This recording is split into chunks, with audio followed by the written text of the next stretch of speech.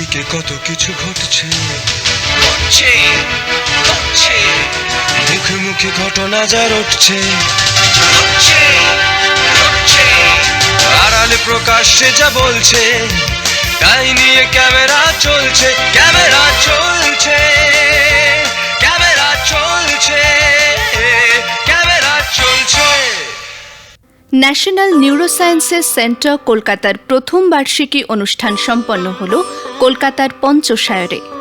Peerless হাসপাতালের অভ্যন্তরে দীর্ঘ ২৫ বছরের এক গৌরবময় ইতিহাস রয়েছে, যা পূর্ব ভারতে নিউরোসায়েন্সের উন্নয়নে এক বিরাট অবদান রেখেছে।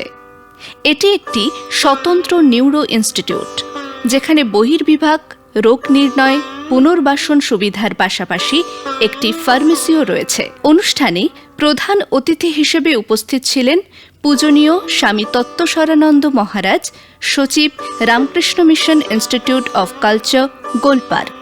এছাড়াও উপস্থিত ছিলেন অধ্যাপক doctor Bhabatosh Biswas, doctor Gour Das, doctor Hrishikesh Kumar, doctor Amit Kumar Ghosh এবং বিভু কল্যাণী দাস।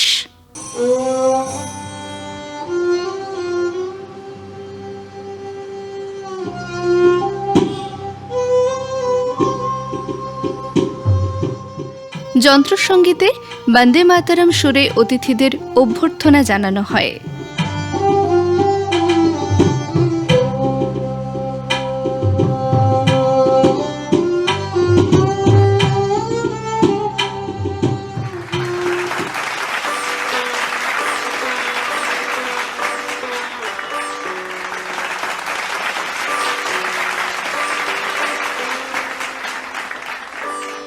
এরপর প্রদীপ প্রজ্বলনের মাধ্যমে অনুষ্ঠানের আনুষ্ঠানিক সূচনা হয়। উপস্থিত অতিথিরা ন্যাশনাল নিউরোসায়েন্সেস সেন্টার কলকাতার গৌরবময় পথ চলার পাশাপাশি আগামী দিনের সম্ভাবনার কথা তুলে ধরেন। Secretary and managing member doctor Gour Das জানান, পূর্বাঞ্চলে যখন নিউরোসায়েন্সের কোনোই ডেভেলপমেন্ট ছিল না, তখন প্রফেসর আর.পি. সেনগুপ্ত সারা ভারতবর্ষ ঘুরে দেখে কলকাতার নিউরোসায়েন্সের দুরবস্থা দেখে তিনি একটি নিউরোসায়েন্সের সেন্টার তৈরি করেন। তিনি প্রথিত যশা নিউরোসার্জন, সারা ওয়ার্ল্ডে তার নাম আছে, নিউরোসার্জন অফ দি মিলেনিয়াম তাকে বলা হয়। এখানে মোস্ট মডার্ন নিউরোসার্জারি হয়েছে। পরিবর্তিত পরিস্থিতিতে পিয়ারলেস হসপিটাল এখন নিউরোসায়েন্স তারা নিজেরাই চালাচ্ছে, তো সেই জন্য আমরা ওখান থেকে চলে এসেছি। কিন্তু এই নিউরোসায়েন্সের সেন্টার করার ফলে যেটি লাভ হয়েছে কলকাতায়, আজকের যে institute of neurosciences Kolkata INK মল্লিক বাজারে আমরা দেখতে পাই, এত বড় হসপিটাল, সেটি এই এনএনসি থেকেই তার স্টেপিং স্টোন, এখান থেকেই তার জন্ম হয়েছে। পশ্চিমবঙ্গ সরকার জমি দিয়েছিল, সেখানে এত বড় হসপিটাল এবং আরও বড় হচ্ছে। ভবিষ্যতে রাজারহাটে মেডিকেল কলেজ তৈরি হওয়ার চেষ্টা চলছে। কিন্তু আমরা এনএনসি ন্যাশনাল নিউরোসায়েন্সটাকে আমরা বন্ধ করতে চাই না। এটা মাদার অফ দি নিউরোসায়েন্সের সেন্টার, সেই জন্য এটাকে এখানে অল্প জায়গায় চালিয়ে যাচ্ছি, কিন্তু ভবিষ্যতে আরও আমাদের অনেক বড় পরিকল্পনা হচ্ছে। সেই জন্য আমরা রামকৃষ্ণ মিশনের পূজনীয় সন্ন্যাসীদের আশীর্বাদ সবসময় পেয়েছি। স্বামীজির সেবার ভাব নিয়ে এই ইনস্টিটিউট এগিয়ে চলবে। ২৫ বছরের অভিজ্ঞতাকে সম্বল করে নতুন অধ্যায়ের সূচনা করেছে ন্যাশনাল নিউরোসায়েন্সেস সেন্টার কলকাতা। আধুনিক পরিকাঠামো, দক্ষ চিকিৎসক এবং উন্নত চিকিৎসা ব্যবস্থার মাধ্যমে আগামী দিনে পূর্ব ভারতের নিউরোসায়েন্স চিকিৎসায় এই প্রতিষ্ঠান আরও গুরুত্বপূর্ণ ভূমিকা পালন করবে বলেই আশা সংশ্লিষ্ট মহলের। কলকাতার স্বাস্থ্য মানচিত্রে ন্যাশনাল নিউরোসায়েন্সেস সেন্টার একটি বিশেষ নাম। সময়ের পরীক্ষায় উত্তীর্ণ হয়ে চলেছে দীর্ঘ ২৫ বছর। নিউরোলজি, নিউরোসার্জারি, নিউরোসাইকিয়াট্রি, অর্থোপেডিক্স থেকে শুরু করে নিউরো সংক্রান্ত নানা জটিল অসুখের নিরাময়ের বিশ্বস্ত প্রতিষ্ঠান ন্যাশনাল নিউরোসায়েন্সেস সেন্টার। এর সঙ্গে আছে ডায়াগনস্টিক সার্ভিস, ওপিডি, রিহ্যাবের পাশাপাশি একটি ফার্মেসিও। 1 বছর হল সেন্টার তার নতুন ঠিকানা খুঁজে পেল। ঠিকানা 52/3 পঞ্চশায়র রোড, গড়িয়া, কলকাতা 94। ক্যামেরা চলছে। কলকাতার ঐতিহ্যবাহী চিত্রকূট আর্ট গ্যালারিতে প্রদর্শিত হচ্ছে কিংবদন্তি শিল্পী অবনীন্দ্রনাথ ঠাকুরের এক অসামান্য চিত্র প্রদর্শনী।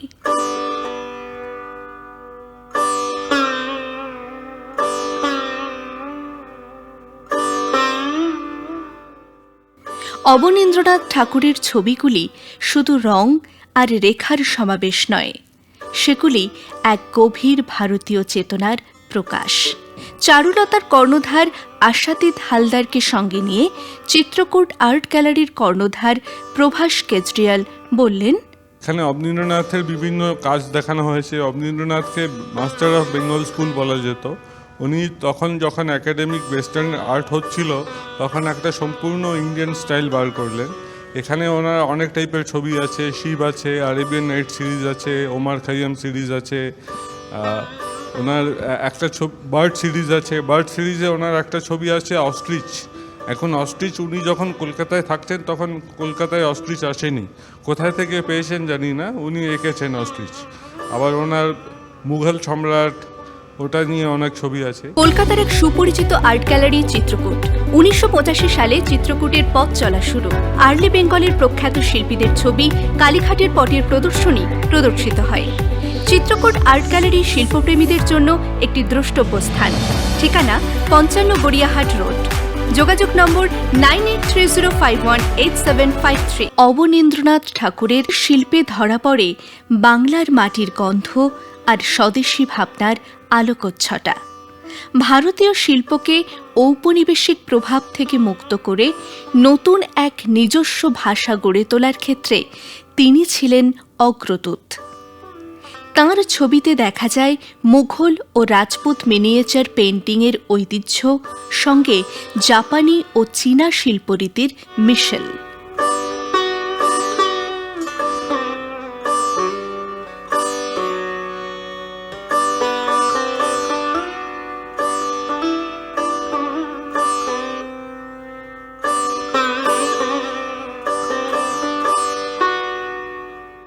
কিন্তু এই প্রভাবগুলোকে তিনি অনুকরণ করেননি, বরং সেগুলির সাহায্যে এক স্বতন্ত্র বঙ্গীয় শিল্পধারা নির্মাণ করেছিলেন। তাঁর কাজের মূল শক্তি ছিল ইতিহাস, ভারতীয় ঐতিহ্য আর দেশজ নান্দনিকতা। কোথাও প্রেম ও সঙ্গীতের মূর্ছনা, কোথাও রাজদরবারের আবহ, আবার কোথাও নিঃসঙ্গ মানুষের অন্তর্জগৎ। প্রতিটি চিত্র যেন এক একটি অনুচ্চারিত কবিতা। এই প্রদর্শনীতে স্থান পেয়েছে মূলত তাঁর জলরং, স্কেচ এবং ওয়াশ টেকনিকে আঁকা ছবিগুলি।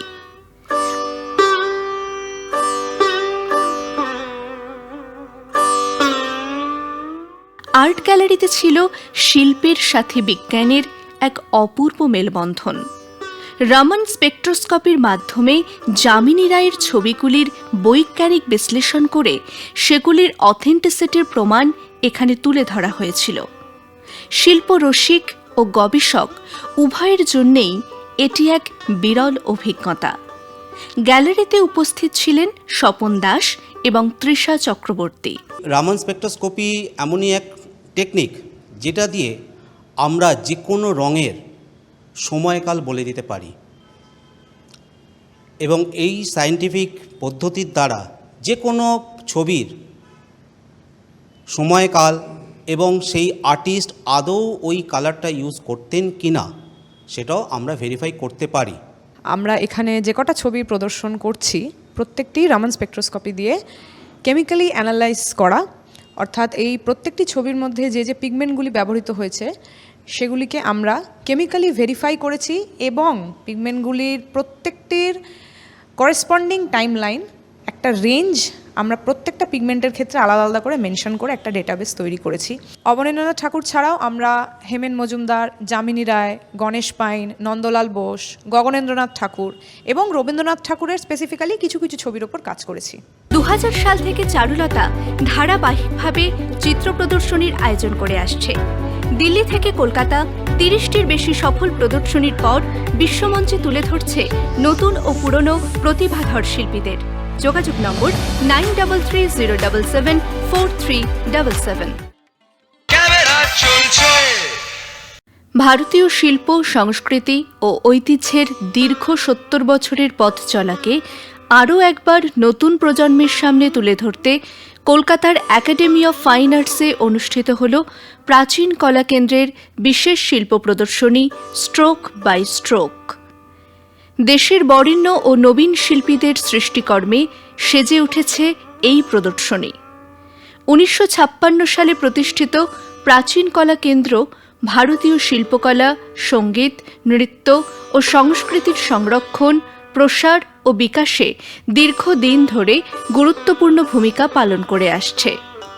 7 দশকেরও বেশি সময় ধরে প্রতিষ্ঠানটি দেশের উদীয়মান ও প্রতিষ্ঠিত শিল্পীদের জন্য একটি সম্মানজনক মঞ্চ তৈরি করেছে। এই প্রদর্শনীতে স্থান পেয়েছে ভারতের বিশিষ্ট শিল্পীদের অসাধারণ সব সৃষ্টি। গণেশ হালুই, বিজন চৌধুরী, বিপিন গোস্বামী, নিরঞ্জন প্রধান, শুক্তিশুভ্র প্রধান, সুনীল দাস, প্রকাশ কর্মকার, অমিতা রায় চৌধুরী, ধীরাজ চৌধুরী, ওয়াসিম কাপুর, জহর দাশগুপ্ত, বাহারুদ্দিন সহ বহু প্রখ্যাত শিল্পীর নির্বাচিত শিল্পকর্ম দর্শকদের বিশেষভাবে আকৃষ্ট করেছে।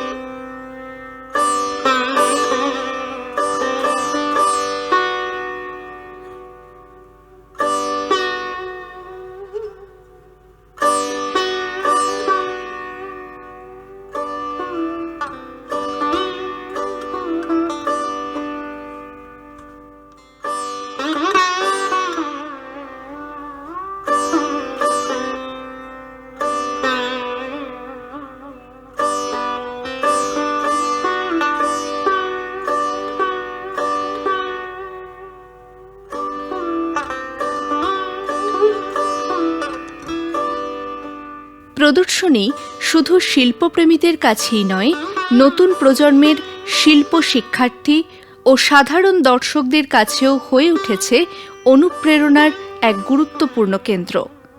শিল্পের নানা ধারা, রঙের বৈচিত্র্য এবং সৃজনশীলতার বহুমাত্রিক প্রকাশ এই প্রদর্শনীকে দিয়েছে এক বিশেষ মাত্রা। প্রাচীন কলা কেন্দ্রের এই আয়োজন শুধু একটি শিল্প প্রদর্শনী নয়, বরং ভারতীয় শিল্প ও সংস্কৃতির ঐতিহ্যকে আগামী প্রজন্মের কাছে পৌঁছে দেওয়ার এক আন্তরিক প্রয়াস। শিল্পের প্রতি মানুষের আগ্রহ ও শিল্পীদের সৃষ্টিশীলতাকে নতুন করে উদযাপনের বার্তা দিয়েছে stroke by stroke. Cultural coordinator Montu Dogra জানান, একেবারে ছোট্ট বাচ্চাদের থেকে শুরু করে বেঙ্গলের লিজেন্ড যে সমস্ত শিল্পীরা আছেন তাদের নিয়ে প্রদর্শনীটি করছে। এখানে আমাদের একটাই লক্ষ্য, এই প্রদর্শনী ছোটরাই আসুক বড়রাই আসুক, তারা তাদের সাংস্কৃতিক উচ্চতা বলুন, ক্রিয়েটিভ মাইন্ডের উচ্চতা বলুন, সেটা তারা তাদের নিজেদের আয়নায় দেখে নিতে পারবেন। একটি ছোট্ট বাচ্চা সে যখন তার ছবিটি দেখে সে বুঝতে পারে যে হ্যাঁ, আমি এরকম আঁকছি, আমায় এরকম আঁকতে হবে। অর্থাৎ প্রাচীন কলা কেন্দ্রের যা মূল উদ্দেশ্য, যে সংস্কৃতিকে এগিয়ে নিয়ে যাওয়া, সেটুকুই এই এত বড় প্রদর্শনীর মধ্যে দিয়ে আমরা বোঝানোর চেষ্টা করছি। ভারতবর্ষের প্রায় প্রত্যেকটা প্রদেশ থেকে ছবি এখানে জমা হয়েছে, সেগুলো কিউরেট করা হয়েছে, ঝোলানো হয়েছে। এটার সঙ্গে সঙ্গে যেমন আমার পাশে যিনি দাঁড়িয়ে আছেন, ইনি আলিপুরদুয়ার থেকে এসছেন। ওনার ছাত্রছাত্রীদের, ছোট্ট মাঝারি বয়সের ছাত্রছাত্রীদের, বড় ছাত্রছাত্রীদের ছবি এখানে ঝোলানো হয়েছে। তেমনি বাংলার সঙ্গে সঙ্গে ভারতবর্ষের অন্যান্য রাজ্যের ছবিও আছে। প্রাচীন কলাকেন্দ্রের সামগ্রিক কর্মের যে কোনো ফ্যাকাল্টি, নাচ গান আঁকা বাজনা সমস্ত ফ্যাকাল্টি নিয়ে এভাবেই কাজ চলে, এবং আঁকার ক্ষেত্রেও একই। 1956 সাল কলকাতায় তৈরি হলো এক অসামান্য সংস্থা, প্রাচীন কলা কেন্দ্র।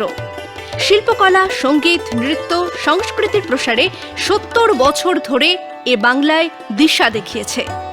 সাংস্কৃতিক সেতু গড়ে তুলেছে এক প্রজন্মের সঙ্গে পরের প্রজন্মের।